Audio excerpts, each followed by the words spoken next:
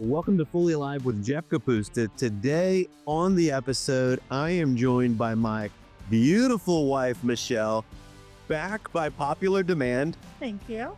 I'm grateful to have you here. And quite honestly, I wouldn't do this episode if you weren't with me, because today we're talking about 7 lessons that we've learned from 27 years of marriage.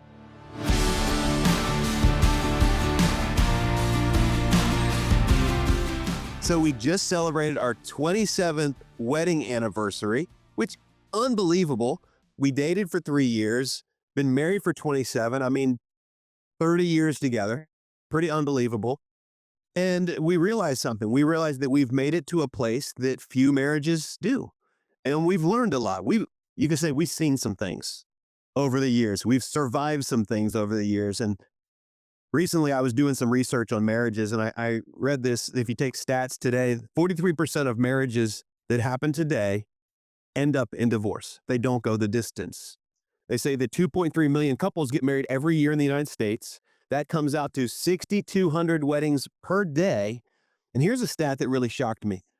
20 to 25%. So 1 out of every 4 or 5 marriages don't even make it to their 2-year mark. They say that the reason for marriages not making it, the number one reason is what they call lack of commitment. And so 27 years in, we've learned what commitment means. We've learned a lot of things. And so today we're going to share with you 7 lessons from 27 years. And there's some fun ones I thought I'd just throw out there before we get started. Like, for instance, this is just a bonus. I'm going to give it to you on the front end. Choose your side of the bed wisely, for it will be yours for the rest of your life. No one told me that. I don't think it has to be, but that's just how it worked for us. Well, here's what I can tell you. If I am on her side of the bed, she'll go sleep on the couch before she crawls in on mine. It's true. If we go to a hotel, we just gravitate. No one tells you that. You just need to know that, okay? No one else also told me, here's something I've learned, is if you start a show together, don't you dare think about watching it without them. Unless you communicate about it. Like, you've gone on trips, we've discussed it, Yeah, but it's like, not that. that is another form of cheating. And so anyway, those are just a few things. That's bonus. If we get to the end and have time, I'll throw a few other bonuses out there. But I thought we'd start with this. Okay, so 27 years in, here's something that we've learned, and it's simply this. Number one, marriages that work take work. Dating was easy. Yeah, it was easy. You spend all your time together. You don't have really any responsibilities. And you think, oh, if this is what marriage is like, it's going to be awesome. Right. I think when we were dating, we talked all the time. Yeah. Like, we would look at couples who were out at a restaurant and they just sat there, and you're like, oh, look at those lamos. They got nothing to talk about. Boy, we're never going to be like that. Well, we would spend all of our time together, aside from classes, of course. And then we would get back to our dorms and we would call each other and talk for another 2 hours. Oh, it was terrible. What did we talk about? I don't even know. Because it's even now, like, it's just finding things to talk about sometimes can be a little bit of a challenge. And so I guess what I wanted to drive home in this first thought, this first lesson, is that if you don't know that marriages that work take work, you'll think there's something wrong with yours. Because dating required little work, but marriage requires much work. And so, like you said, I think a lot of people get into marriage and they're thinking, if dating is this good, just imagine when we're together every day. And what I've learned is that just because it takes work doesn't mean that it won't work. So don't be afraid to work on your marriage. And some of what we're going to share are ways that you can work on your marriage. But it's definitely one of the things that we've learned right out of the gate. Yeah. Number 2 is money is a magnifier. Let's talk about money. I thought you coming from a banker's home, you would have money figured out. And that's not the case. One of my personality traits is I like to feel secure in things. And after we got married, we merged our finances, all of this, and money started going out faster than it was coming in. I had money figured out. I figured out how to spend money. I did not feel secure in that. I felt unsafe. I felt anxious. So yeah, money is a big deal. So when we got married, obviously, when you're learning to live with somebody, there's so many things that you wrestle with. And I like to say that money is a magnifier. It makes good times great, but it makes bad times brutal. And so because of we were on different pages, we didn't communicate. You know the saying, opposites attract. And so that, I think, is very true when it comes to money. And what's weird is this was never an issue when we were dating. No, we didn't have much money. And so we would go to like the dollar theater for a movie. We might go to the early bird special for dinner every now and again. But I don't think we realized how opposite we were until we got married. Mm-hmm. And in most relationships, you have the saver and the spender. Yeah. Or as I like to say, the fun one and then the not so The fun one. planning for fun ones. Well, you can call it what you want, but what happens is savers and spenders, they fall in love, they get married, and then after a while they can't stand each other Right. because they haven't figured out how to work together. And we've had to learn that. Yeah, for sure. It took some professional help to get us on the same page. So don't feel ashamed about that. And then we have some really great tools that we put in place to manage. I'll give you just a couple resources that are out there. The first one is one that we use. It's called YNAB. It's the letters YNAB. It stands for You Need a Budget. And Lord knows we needed a budget. That's an app that you can download. It is a paid subscription. There's another one called Every Dollar, which is by Ramsey Solutions. There's Rocket Money, which I've heard good things about. But what it did was it caused us to sit down and spend our money kind of intentionally before we spent it actually. So it would be telling your money where to go rather than wondering where it went. And so if you're familiar with the old school, Dave Ramsey envelope system, it basically digitizes that. And so you put in your pay and you put in your expenses and all of that. And so I remember when we started doing that, I had like one line item that I was allowed to spend money out of, and it was just spending money, but it brought so much harmony. Yeah. And so as we've started making more money over the years, there's been much more freedom. But what's interesting is that the piece that you found didn't come from more money. It actually came from us being on the same page. So say something to that couple that is maybe just in different places, because that's where we were. Mm. What did it take for us to get on the same page? Because that's probably one of the biggest takeaways for couples. Yeah, it's just communication, like being realistic about where you are, what your goals are, what your plan is, and the tools that you're going to use to get there. Here's the third. This is one that I think a lot of folks get wrong. And we've learned the marriage must come first. Like you should be the number one person in my life. Your spouse, for those of you that are married, now those of you that are thinking about getting married, like just file this away. Your spouse should be the number one person in your life. Like they should solely occupy the seat of priority. I mean, yes, God first. Okay, let's just go there. But then it's your spouse. And I would say it's spouse before kids. It's Mhm. spouse before work. It's spouse before hobbies, because someday the kids, the work, and the hobbies are gone. And if your spouse is not a priority, they're going to be gone too. And so I would say to the person, there's no hobby worth your marriage. There's no promotion worth your marriage. But the challenge that you find, and we've, even like working for a church, we find this to be true, is that everything else will try to take first place. Rarely does your marriage ask for more. Your job's always wanting more. Your kids are always wanting more.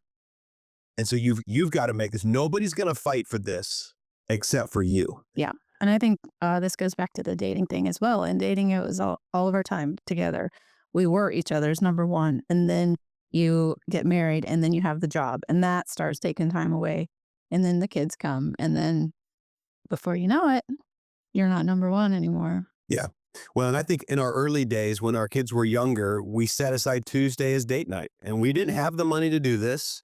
But we tried our best to set it aside, and our kids knew it. Our staff knew it. People, we were unavailable. I would say to maybe the couple that's in that phase with young kids, and you're thinking, but we can't do it every week. Okay, but can you do it every 2 weeks? Can you do it once a month? Is there another couple that's got young kids, and 1 week you watch their kids and the next they watch yours? The greatest gift we're going to give our kids is a picture of a healthy marriage. So we've got to make it a priority. Your marriage has to come first because everything else will try to. Yeah. Number 4. Oh, you please talk about this one. Great sex doesn't just happen. Oh, louder for the people in the back. Say it again, baby. Say it Great again. sex. No. So this, I think, is determined by the kind of family you came from, what you were exposed to as a kid.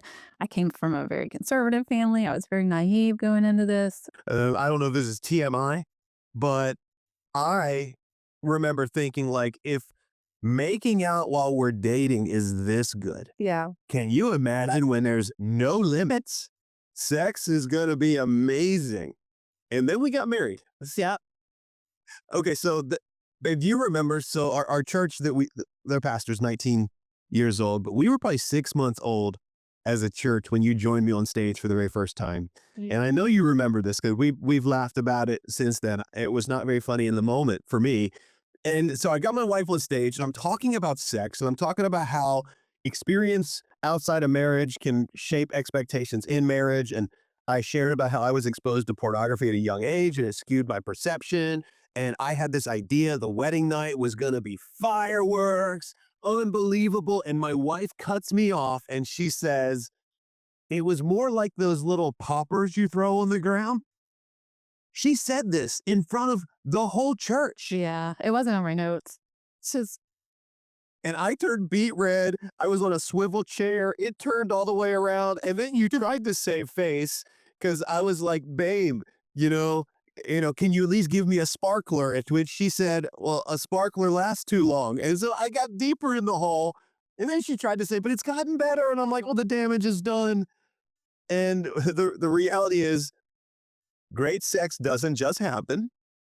That just like a marriage takes work, I think that sex takes work and great sex takes work. And if you got to work on anything, if you got to practice anything, this is probably a great one to practice in your marriage. And what we've learned is we both approach the topic of sex just differently. Men and women do. I know this is some generalizations, but we approach with very different desires for maybe the ladies trying to understand a guy. I know that it may seem like sex is a want. It's a need. If it's like, do I have sex today or do I eat food today? I can live without food. And I know some of you are like, you can live without sex. Just calm down, Jeff. No, the truth is it is, I would say what communication is to you, connectivity is to you, sex is to me. And so it's not just getting my physical needs met. It is the absolute most intimate bonding that I can have with the one person that I can have it with. And mhm. I mean, it's like, it's how you can make a good day great. It can make a bad day good. And I think one of the challenges when it comes to sex is that most people have a very skewed view of reality. Like, I think the world makes it look like great sex just happens. Watch a movie and it's like this couple they're in like a bathroom at a restaurant and both of them are having the time of their life. You're like, okay, first off, really? Really? And then, I always had the impression that women are just ready because that's the way pornography portrays it. And it's the biggest lie out there.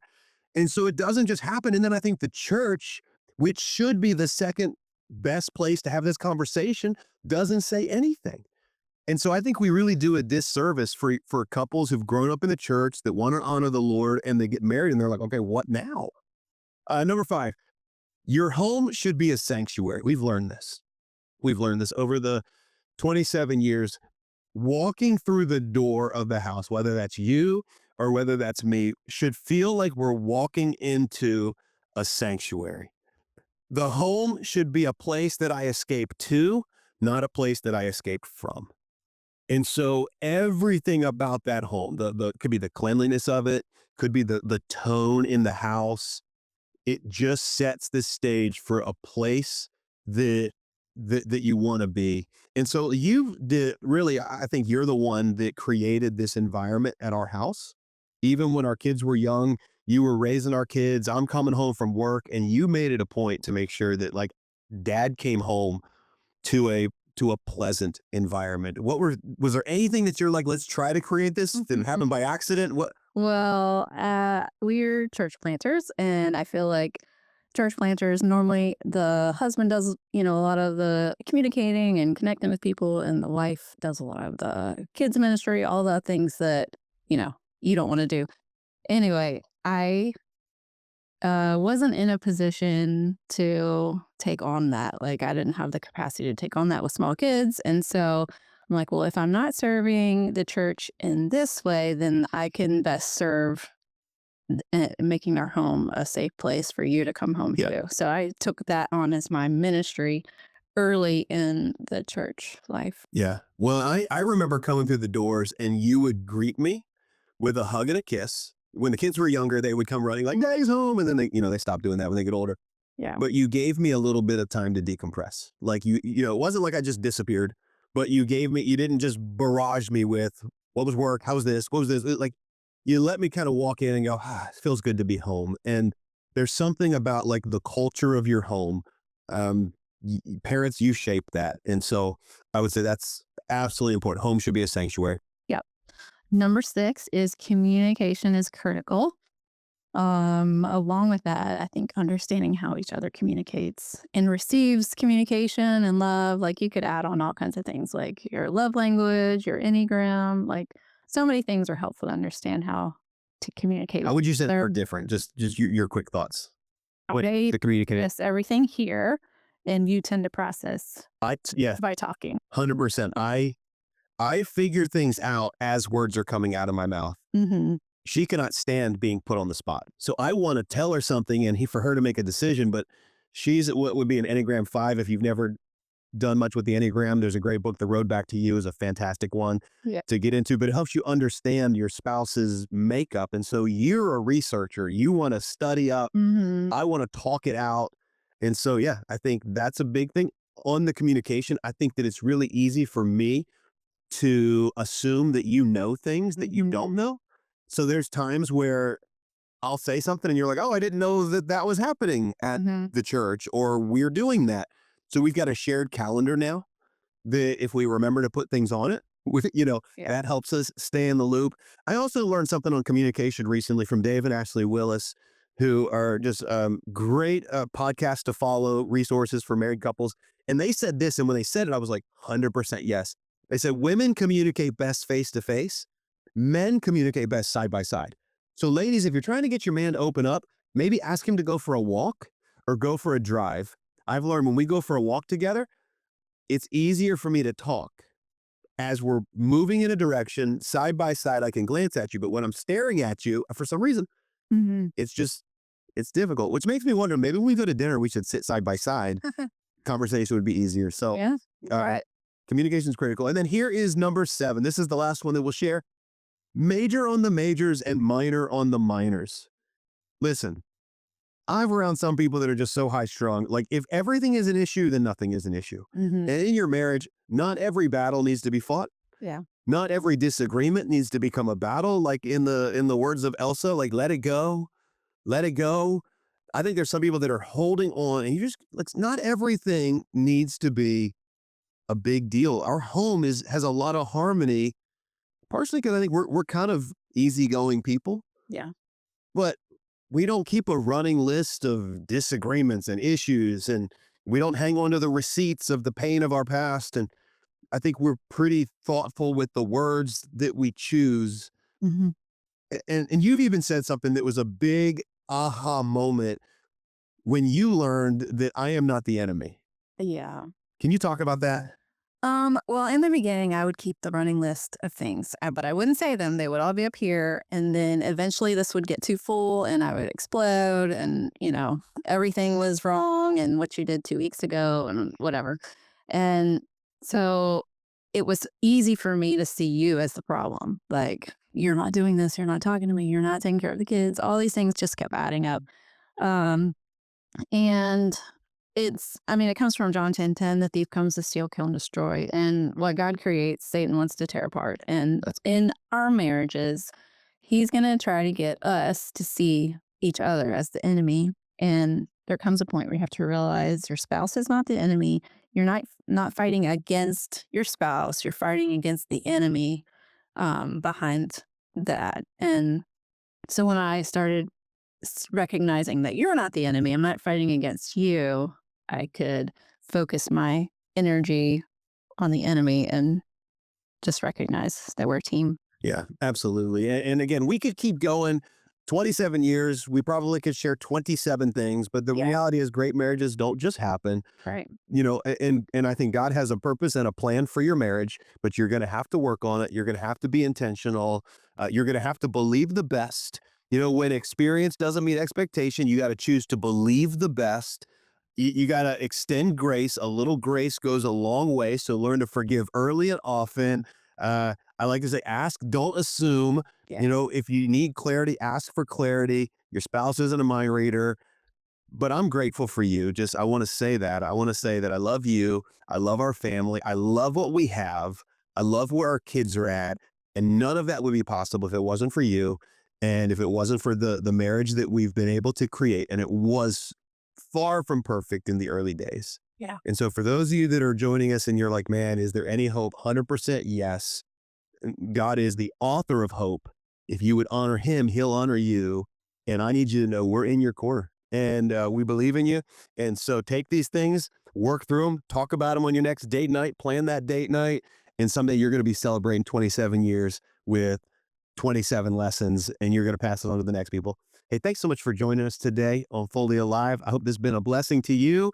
And I can't wait to come back with 50 lessons from 50 years. Well, Episode 4763. Hey, we're out. Thanks, guys.